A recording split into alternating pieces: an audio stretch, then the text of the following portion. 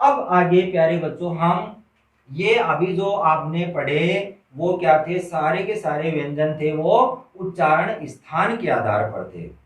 अब दो इसका एक और बिंदु दिया गया हमारी बुक के अंदर कि श्वास मात्रा के आधार पर भी व्यंजनों को अलग प्रकार से बांटा गया है।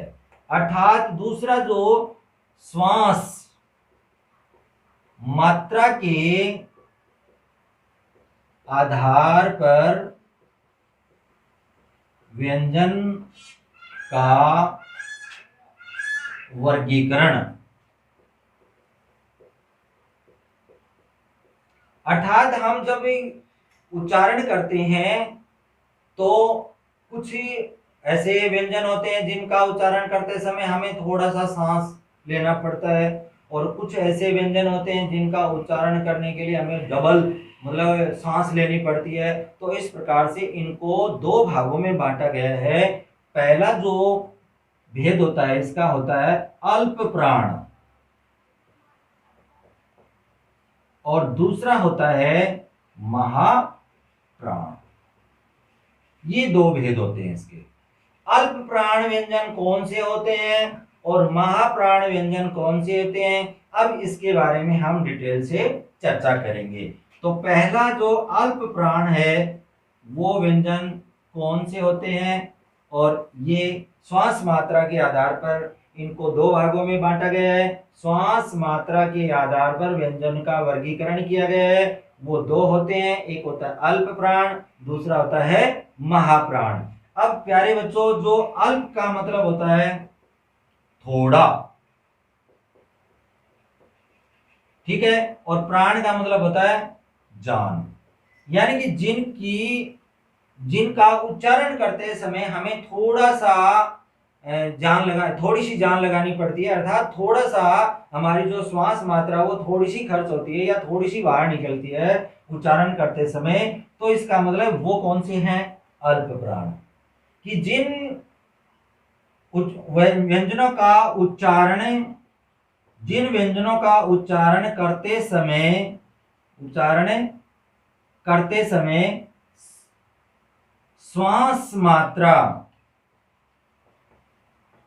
श्वास की जो मात्रा है वो बहुत ही कम निकलती है, अर्थात इनका उच्चारण करते समय वो श्वास मात्रा है वो बहुत ही कम निकलती है, वो कौन से होते हैं, अल्प प्राण होते हैं।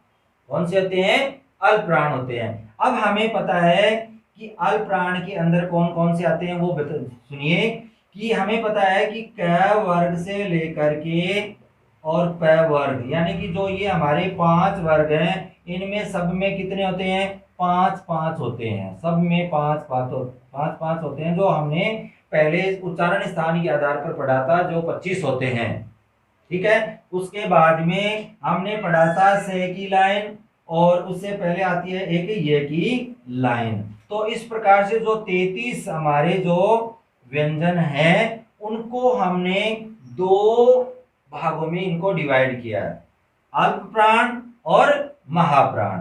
तो अल्प प्राण में कौन कौन से आएंगे वो देखिए। अल्प प्राण के अंदर आएंगे जिस व्यंजन के उच्चारण करते समय वायु की मात्रा वो बहुत ही कम होती है, वो अल्प प्राण आते हैं। अल्प प्राण कौन से होते हैं, किसी भी वर्ग, यानी कि जो 5 हमारे वर्ग हैं उसका प्रथम, तीसरा और पांचवा, तीसरा पांचवा और प्रथम। अब क के अंदर जो क की लाइन है उसके अंदर हम देखेंगे क ग अंग, ये हो गया। फिर च की लाइन के अंदर हम देखेंगे च ज और अय, ठीक है। और फिर ट की लाइन की हम देखेंगे ट और ड और अय। फिर त की लाइन में हम देखेंगे त और द और न। और फिर प की लाइन में हम देखेंगे प ब और मैं। अब इसके बाद में एक लाइन और आती है, य, र, ल और व। अब ये सारे जो हैं इधर वाले, ये क्या है, सब के सब क्या है, अल्प प्राण है। यानी कि पहला, तीसरा और पांचवा, किसी भी वर्ग का जो हमारे ये जो 5 वर्ग है उनके अंतर्गत प्रथम, तीसरा और पांचवा ये क्या होते हैं, अल्प प्राण होते हैं। और अब बच गया दूसरा भाग, बच गया महाप्राण। अब महा का मतलब बड़ा या ज्यादा, यानी कि जिनका उच्चारण व्यंजन, जिन व्यंजनों का उच्चारण करते समय इनसे डबल श्वास की मात्रा बाहर निकलती है, यानी कि हमें थोड़ा सा इनका उच्चारण करते समय ज्यादा जान लगानी पड़ती है और श्वास की मात्रा है वो बाहर ज्यादा निकलती है, वो क्या कहलाते हैं, महाप्राण कहलाते हैं। तो अब हम देखेंगे कि इनके अंदर कौन कौन से बच गए। इनके अंदर एक तो दूसरा बच गया वर्ण व्यंजन, और एक बच गया चौथा। इसका मतलब ये दूसरा और चौथा क्या हो गए, महाप्राण हो गए। पहला इसमें आ गया, तो दूसरा कौन सा रह गया, ख, और फिर चौथा रह गया घ। फिर च की लाइन के अंदर छ और झ। फिर ट की लाइन में ठ और ढ। फिर त की लाइन में थ और ध। फिर प की लाइन में फ और भ। इनके नीचे हलंत लगाना हमें। अब फिर प की लाइन में आ गया ये, और अब इसके बाद में क्या आता है, स की लाइन। तो स, स और है, ये सब क्या होते हैं, ये होते हैं प्यारे बच्चों महाप्राण। यानी कि इस साइड में जो मैंने लिखे हैं वो सारे के सारे कौन से होते हैं, महाप्राण व्यंजन होते हैं। और ये जो मैंने लिखे हैं इस साइड में वो सब के सब क्या होते हैं, अल्प प्राण व्यंजन होते हैं। तो इस प्रकार से हमने जाना कि अल्प प्राण क्या होते हैं और महाप्राण क्या होते हैं। तो श्वास मात्रा की जो आधार पर हमने इनको कितने भागों में बांटा था, 2 भागों में बांटा था। तो पहला था अल्प प्राण और दूसरा था महाप्राण।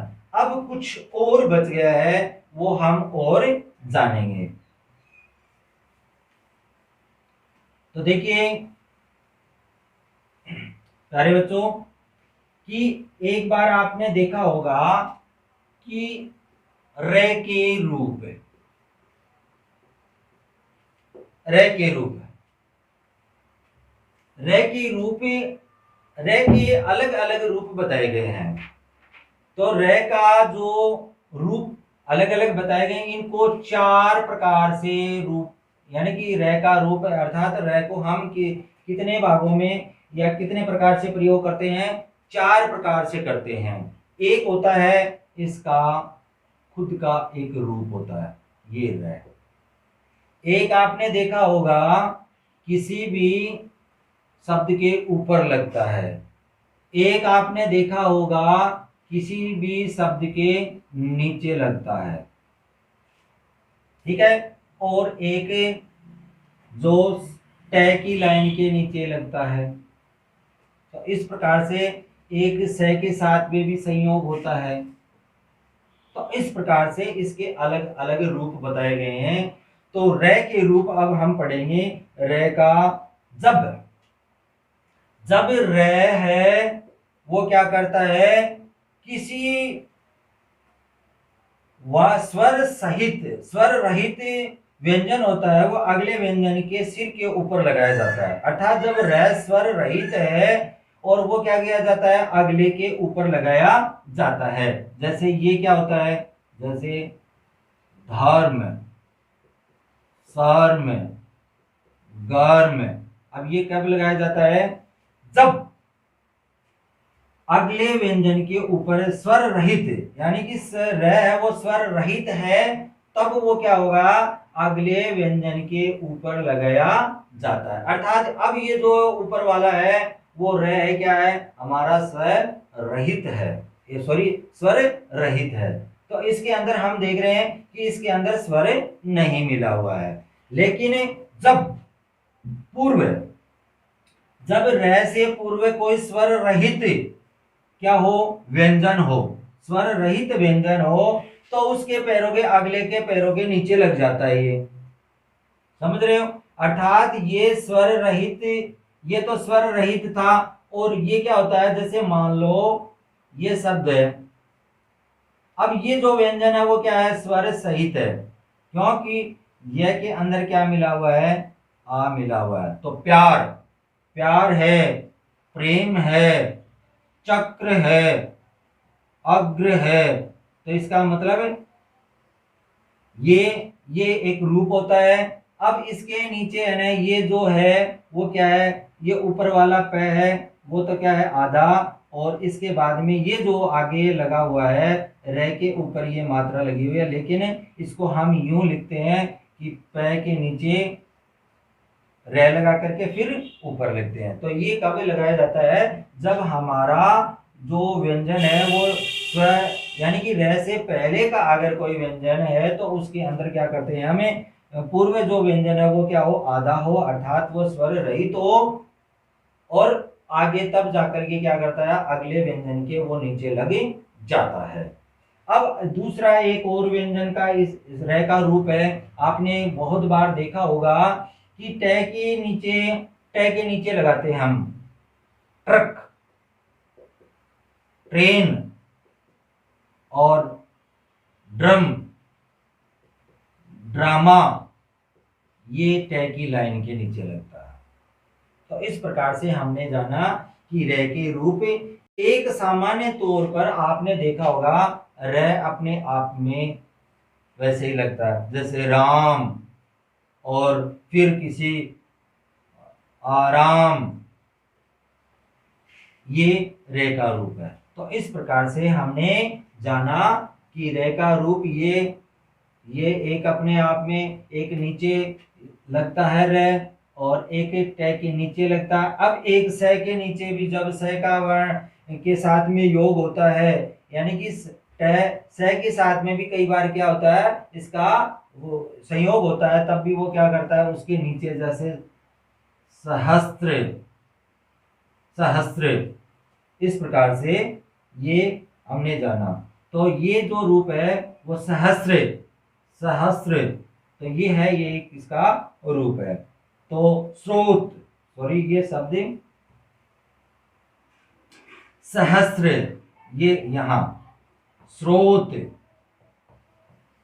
ये किसके साथ में है, स के साथ में र का जब संयोग होता है तो इस रूप में वो लिखा जाता है।